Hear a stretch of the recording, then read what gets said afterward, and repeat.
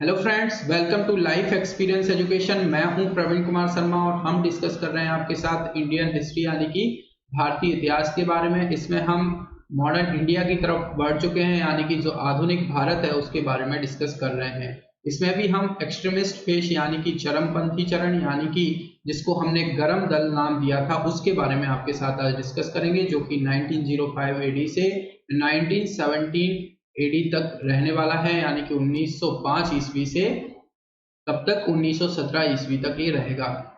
आज का जो लेक्चर है लेक्चर नंबर 36 है। इसके पहले 35th लेक्चर तक हम आपके साथ क्वेश्चंस के थ्रू डिस्कस कर चुके हैं। ये जो लेक्चर सीरीज है हमारी इंग्लिश और हिंदी दोनों ही लैंग्वेज में रहती है। तो आइए स्टार्ट करते हैं लेक्चर को बिना किसी देरी के क्वेश्चन नंबर फर्स्ट के साथ।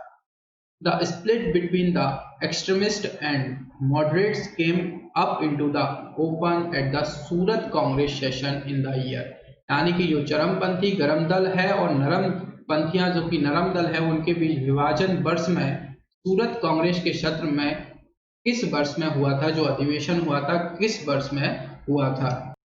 देखिए, हमने बात की थी कि जो 16 अक्टूबर है 1905 यहाँ पर पार्टीशन ऑफ बंगाल हो चुका है, बंगाल का विभाजन हो चुका है और उसके बाद काफी कुछ चेंजेस हो गया था। यानी कि जो एक्सट्रीमिस्ट फेस उभर कर सामने आया था 1905 से लेकर 1917 के अराउंड तक 1918 तक ये चला था। और इसके जो लीडर्स थे कौन कौन थे, लाल बालपाल एंड घोष, ये लीडर्स थे। और डिमांड इनका क्या था, कंप्लीट इंडिपेंडेंस ये लोग चाहते थे।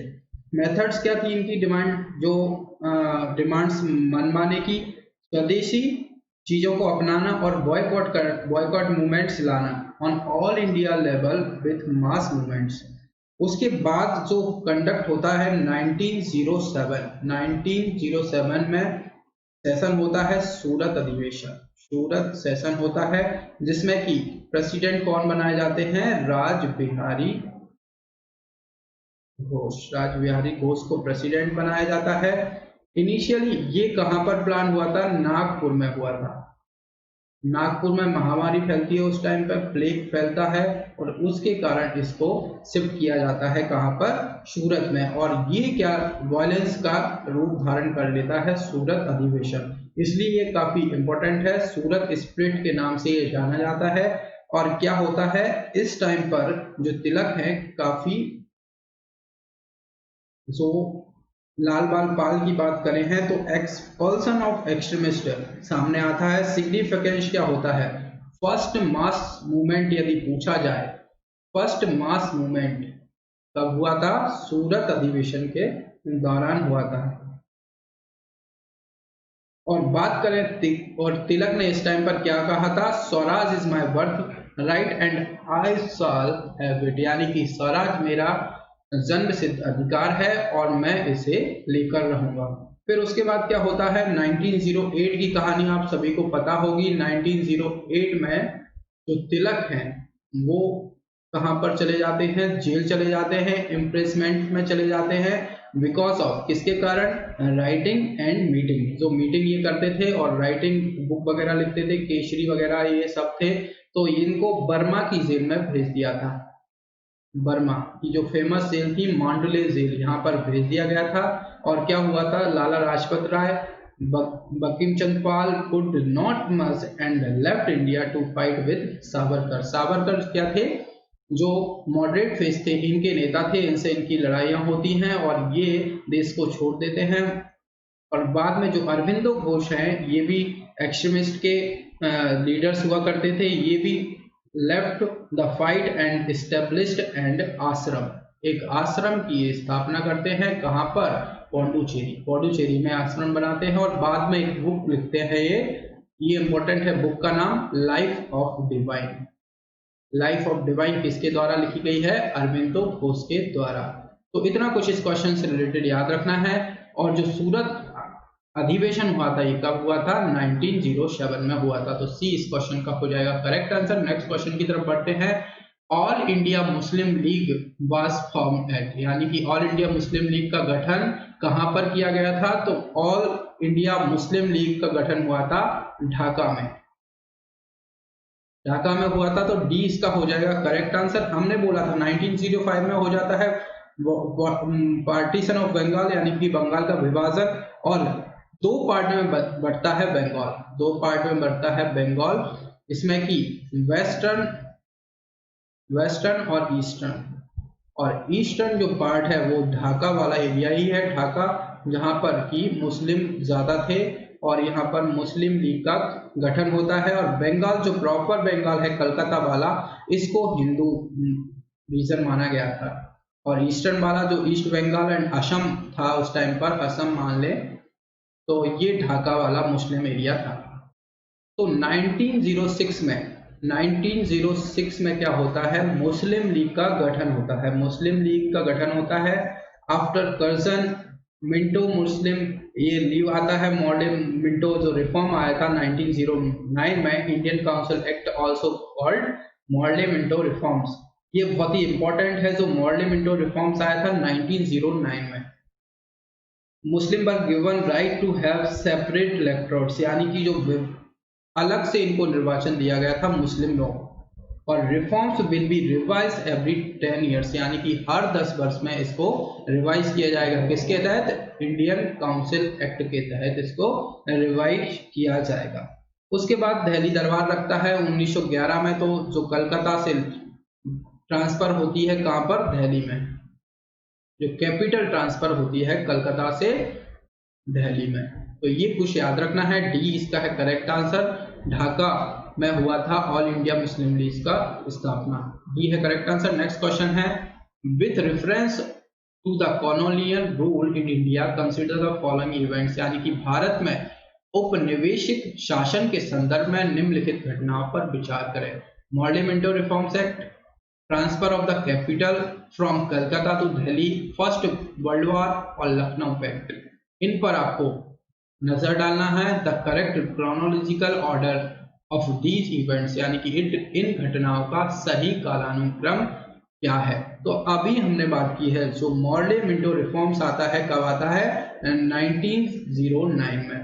और कलकत्ता से दिल्ली ट्रांसफर कब होता है? 1911 में। क्या होता है? दिल्ली दरबार लगता है, ये थर्ड दिल्ली दरबार है। और इस टाइम पर जो वाइसरॉय होंगे वो कौन है? हार्डिंग है वाइसरॉय। फिर फर्स्ट वर्ल्ड वॉर तो आप सभी को पता ही है कब होता है, 1940 से लेकर 1914 से लेकर 1918 तक चलता है ये world war, first world war जिसको कहा गया। और लखनऊ पैक्ट कब से कब तक कब होता है? लखनऊ पैक्ट कब होता है? ये लखनऊ पैक्ट 1916 में, 1916 में होता है। कहाँ होता है? लखनऊ में होता है ये, जो लखनऊ अधिवेशन जिसको कहा जाता है। और इसके जो प्रेसिडेंट है कौन है? अंबिका चरण मजूमदार। ये लखनऊ पैक्ट के टाइम पर प्रेसिडेंट थे। तो ये यदि हम क्रम देखें इसका, तो फर्स्ट 1909, फिर 1911, 1914 और 1916, यानी कि 1 2 3 4, यानी कि बी को ये फॉलो करेगा। बी इसका हो जाएगा करेक्ट आंसर। नेक्स्ट क्वेश्चन की तरफ बढ़ते हैं। Consider the following statements regarding freedom movements, यानी कि स्वतंत्रता आंदोलन के संबंध में निम्नलिखित घटनाओं पर विचार करें। The Congress was split into two factions at its Surat session 1907। अभी हमने डिस्कस किया है कि 1907 में सूरत अधिवेशन के दौरान गर्मपंथी और नरमपंथी वाला दल विभाजित होता है, दो गुटों में ये बढ़ जाता है। फिर सेकंड पॉइंट है, Bal Gangadhar Tilak revive the festivals of Ganapati and Shivaji in Maharashtra to arouse a new spirit among the young of the country, यानी कि जो बाल गंगाधर तिलक है, इन्होंने देश की युवाओं में एक नई भावना जगाने के लिए महाराष्ट्र में गणपति पूजा और शिवाजी के त्योहार को पुनर्जीवित किया, इनको मनाना स्टार्ट किया। फिर अरविंदो घोष, थर्ड पॉइंट है, was arrested in connection with the Alipur bomb case, यानी कि अरविंदो घोष को अलीपुर बम मामले के सिलसिले में गिरफ्तार किया गया था। तो ये तीनों ही पॉइंट सही हैं, हमने डिस्कस किया है अभी। सेकंड, कल हमने डिस्कस किया था कि इन्होंने गणपति और शिवाजी महाराष्ट्र में उत्सव मनाना स्टार्ट किया था, और अरविंदो घोष को अलीपुर बम केस में गिरफ्तार किया गया था। 1 2 एंड 3 इनको फॉलो करेगा, डी इस क्वेश्चन का हो जाएगा करेक्ट आंसर। नेक्स्ट क्वेश्चन है, who among the following was the founder of Bharat नौजवान सभा इन 1926, यानी कि निम्नलिखित में से कौन 1926 में भारत नौजवान सभा का संस्थापक था? तो कौन थे? सरदार भगत सिंह इसके संस्थापक थे। तो बी इस क्वेश्चन का है राइट आंसर। नेक्स्ट क्वेश्चन की तरफ बढ़ते हैं। With reference of the Indian freedom struggle which one of the following is the correct chronological order of the given events, यानी कि भारतीय स्वतंत्रता संग्राम के संदर्भ में निम्नलिखित में से कौन सा घटनाओं के सही कालानुक्रमिक क्रम है? तो पार्टीशन ऑफ बंगाल कब होता है? 1905 में। यदि देखा जाए तो हम बात करते हैं सूरत स्प्लिट 1907 में होता है। और लखनऊ पैक्ट कब होता है? लखनऊ पैक्ट होता है कब? 1916 में। तो ए इसका हो जाएगा करेक्ट आंसर। सही क्रम में हम बात करें तो ए है करेक्ट आंसर। नेक्स्ट क्वेश्चन है other than any patient who among the following also launched home rule movement in India, यानी कि एनी पेशेंट के अलावा निम्नलिखित में से किसने भारत में होम रूल आंदोलन शुरू किया था? तो किसके द्वारा किया गया था? बाल गंगाधर तिलक के द्वारा। तो बी इसका हो जाएगा करेक्ट आंसर। तो अब हमने बात की थी कि 1908 में क्या होते हैं? तिलक को जेल हो जाती है 1908 में। कितने साल के लिए? 6 साल के लिए। तो इस टाइम से 1914 में ये रिहा होते हैं, वापस आते हैं बैक, और एनी बेसेंट से इनकी मीटिंग होती है, एनी बेसेंट। और ये क्या बोलते हैं? मीटिंग के बाद के होम रूल मूवमेंट हम स्टार्ट करते हैं। आयरलैंड से इन्होंने बात की थी।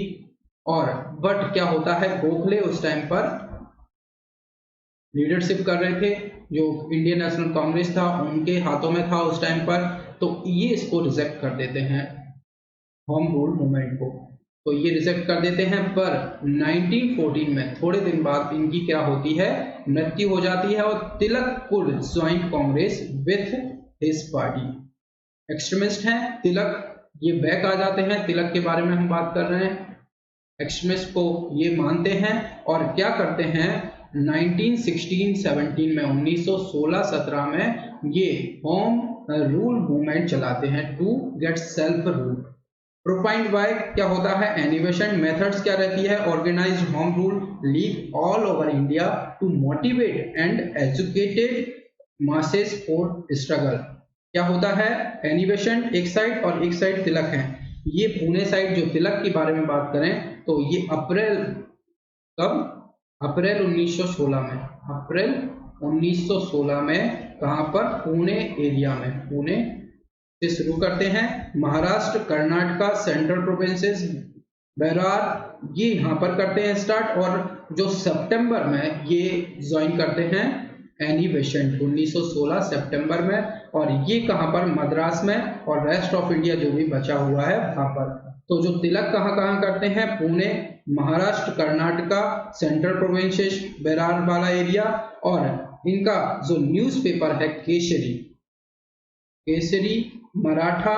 और स्लोगन क्या है? स्वराज हमारा जन्मसिद्ध अधिकार है, ये स्लोगन है। और बाकी जगह पर कौन करती हैं? एनी बेसेंट, जो कि मद्रास वाला एरिया है। और rest of India join by important leader. कौन कौन इसको ज्वाइन करता है? कौन कौन करते हैं? जिन्ना, जवाहरलाल नेहरू, ये दोनों ही साथ में। और बनर्जी भी ऐड करते हैं। न्यूज़पेपर इनके कौन से हैं?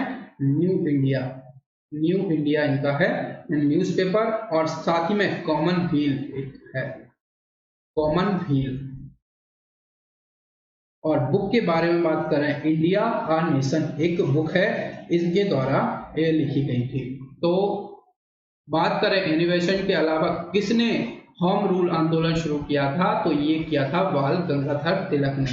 तो महाराष्ट्र, पुणे, कर्नाटका, सेंट्रल प्रोविंसेस, इस एरिया में ये होम रूल मूवमेंट चलाते हैं। तो 20 का हो जाएगा करेक्ट आंसर। नेक्स्ट क्वेश्चन है which of the following pairs is not correctly matched, यानी कि निम्नलिखित में से कौन सा जोड़ा सही ढंग से मेल नहीं खाता है? पार्टीशन ऑफ बंगाल सही है, 1905 में हुआ था। फाउंडेशन ऑफ मुस्लिम लीग ये भी सही है, 1906 में हुई थी।